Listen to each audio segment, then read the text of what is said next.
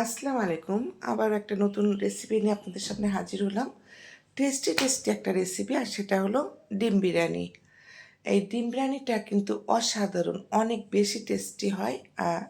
আমি যেভাবে রান্না করি সেই রেসিপিটা যদি আপনারা ফলো করেন তাহলে বুঝতে পারবেন যে অতি সাধারণভাবে সহজ পদ্ধতিতে এই ডিম বিরিয়ানিটা কতটা টেস্টি হয়ে থাকে। তো চলুন আমি আমার ডিম বিরিয়ানিটার পুরো রেসিপিটা আপনাদের সাথে শেয়ার করছি। তো আমি এখানে সর্বপ্রথমে কিছু আলু এভাবে ডিপ করে ভেজে নিচ্ছিলাম, মানে লাল করে। আলুটাতে কিন্তু আমি একটু ফুড কালার মিশিয়েছি। আপনারা চাইলে এটা দিতেও পারেন, নাও দিতে পারেন। তা আলুটা লাল করে ভেজে নিয়ে তারপরে এখানে দিয়ে দিলাম ডিম। সেদ্ধ করা ডিমটা অবশ্যই মুখটা একটু ফাটিয়ে নেবেন, আর হাই হিটে ডিমটা ভাজে নেবেন, কারণ লো হিটে ভাজলে ডিমের উপরের চামড়াটা কিন্তু শক্ত হয়ে যাবে।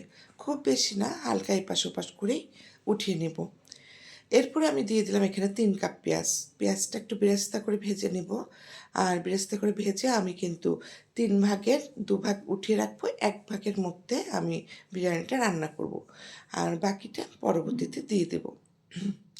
তো আমি এরকম বেরেস্তা ভেজে উঠিয়ে রাখছি, আর দিয়ে দিচ্ছি কিছু গোটা মশলা। গোটা মশলাটা কিন্তু 1 কেজি চালের যদি রাঁধতাম তাহলে কিন্তু দিতাম না, কারণ আমি এখানে কিন্তু বিরিয়ানি মশলা ব্যবহার করব। আর যেহেতু আমি 1.5 কেজি চালে রান্না করব, তাই আমি একটু গোটা মশলা ব্যবহার করছি। এখানে কিন্তু আমি দিয়ে দিচ্ছি 1 কাপ দই এবং হাফ কাপ দুধ একসাথে ফেটিয়ে নিয়ে দিয়েছি, সেটা স্কিপ হয়ে গেছে, সরি। আর এরপরে দিয়েছি এখানে 1 কাপ পেঁয়াজ এবং 4-5টা কাঁচামরিচ ব্লেন্ড করে নিয়েছিলাম। আর এটা ছিল কাজু বাদাম, পেস্তা বাদাম, কাঠবাদাম, কিশমিশ একসাথে পিষে নিয়েছিলাম। তারপরে দিয়ে দিলাম টমেটো কিউব পেস্ট, সেটাও কিন্তু 1 কাপ। তো এখানে সেই মিশ্রণগুলো এইভাবে দিয়ে দিলাম। আসলে ভিডিওটা একটু বড় হলে কেউ দেখতে চায় না, তাই শর্টকাটই কিন্তু করার চেষ্টা করেছি। তারপরেও যদি আপনারা না দেখতে চান তাহলে তো আসলে করার কিছু নাই।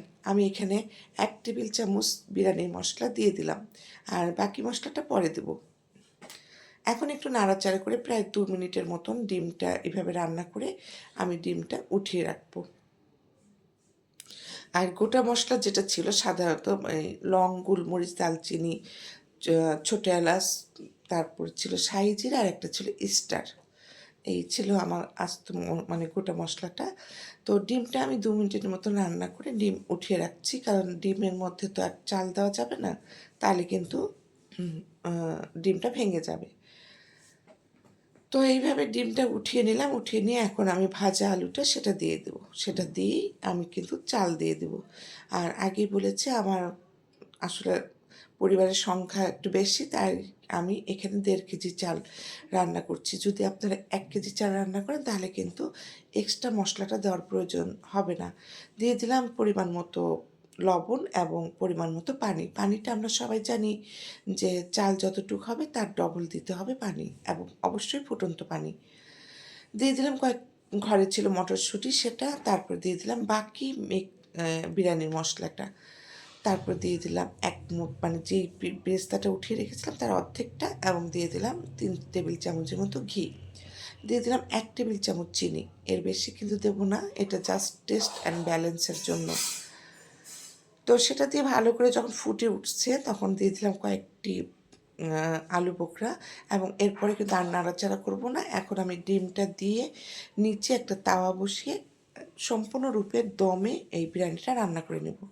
বিরিয়ানি অলমোস্ট রান্না হয়ে গেছে। আমি কিছু পেঁয়াজ বেরেস্তা আর কয়েকটা কাঁচামরিচ দিয়ে ঢেকে রেখেছিলাম, দেখতে পাচ্ছেন। এখন নাড়াচাড়া করবো না, তাহলে ডিমটা ভেঙে যাবে। খুব সাবধানে আমি এটা পরিবেশন করে নেব। তো ডিম রান্না মানে ডিম বিরিয়ানিটা হয়ে গেছে, আমি এখন পরিবেশন করে দেখিয়ে দিচ্ছি আপনাদের। তো সবাই ভালো থাকবেন, সবার জন্য শুভকামনা রইল। আর ভিডিওটা ভালো লাগলে অবশ্যই লাইক, কমেন্ট, শেয়ার দিয়ে আমার সাথে থাকবেন। আল্লাহ হাফিজ।